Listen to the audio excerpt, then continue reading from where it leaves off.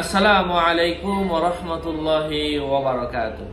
সম্মানিত প্রিয় উপস্থিতি, আজকে এই ভিডিওতে আমি আপনাদের সাথে আলোচনা করব আল্লামা ইমাম ইবনে সিরিনের কিতাব থেকে স্বপ্নে কি দেখলে কি হয় কিছু গুরুত্বপূর্ণ স্বপ্নের ব্যাখ্যা নিয়ে আলোচনা বুঝতে সাথেই থাকবেন। যারা এখনো চ্যানেলটি সাবস্ক্রাইব করেননি, ভেরিফাই চ্যানেলের ডিসক্রিপশন বক্সে ক্লিক করলে আমার পেজ এবং আইডি আসবে। এছাড়া অন্য কোনো ধরনের পেজ নেই, আইডি নেই, ইমো নেই, হোয়াটসঅ্যাপ নেই, টিকটক নেই। নাম ছবি দেখে বিভ্রান্ত হওয়া যাবে না। প্রত্যেক ভিডিওতে কিন্তু আমি সাবধান করি, সতর্ক করি।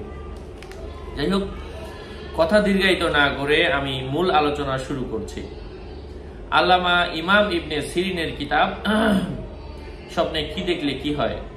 স্বপ্নে পাখি যদি আপনি দেখেন, পাখি ইয়াতিরু বিজানাহিহি ফিস সামা, পাখি তার ডানার মাধ্যমে নীল আকাশে উড়ে বেড়াচ্ছে, এর অর্থ হচ্ছে আপনি মানুষের উপকার করতে পারবেন। মানুষের উপকার করার তৌফিক আল্লাহ সুবহানাহু ওয়া তাআলা আপনার ভাগ্যে দান করবেন। স্বপ্নে পাতা দেখার অর্থ হচ্ছে মান সম্মান অর্জিত হওয়ার সম্ভাবনা রয়েছে।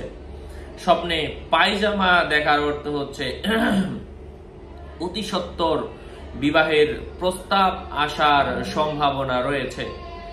স্বপ্নে ছেঁড়া পায়জামা, ছেঁড়া প্যান্ট দেখার অর্থ হচ্ছে মিতব্যয়ী স্ত্রী লাভ করার সম্ভাবনা রয়েছে।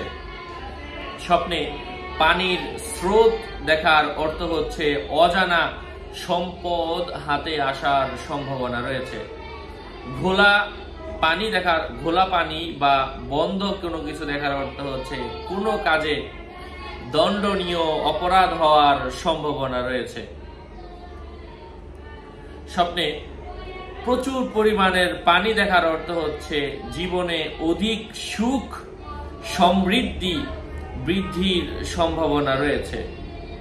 পানি কালো রং দেখার অর্থ হচ্ছে দুর্দশায় পতিত হওয়ার সম্ভাবনা রয়েছে।